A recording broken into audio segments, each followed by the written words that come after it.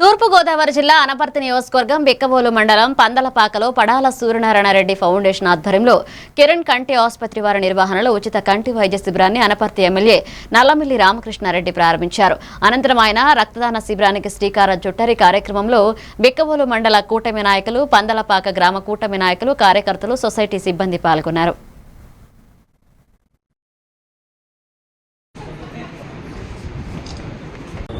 అందరికీ నమస్కారం. ఈరోజు ఆంధ్రప్రదేశ్ సహకార శాఖ ఆధ్వర్యంలో ఏదైతే ప్రాథమిక వ్యవసాయ సహకార పరపతి సంఘాలు ఉన్నాయో వాటి ద్వారా బ్లడ్ క్యాంప్ రన్ చేయాలనేది నిర్ణయం చేయడం జరుగుతూ ఉంది.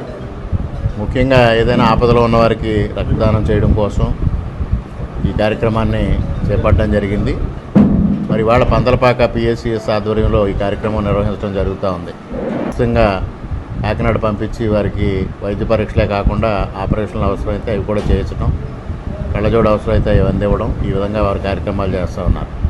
అదేవిధంగా వారు కరోనాలో కూడా దాదాపు 15-20 లక్షల రూపాయలు ఖర్చు పెట్టి ఆ రోజు మరి సరుకులన్నీ, నిత్యావసర వస్తువులు సరుకులన్నీ ఆ రోజు గ్రామ ప్రజానికి అందివ్వడం జరిగింది.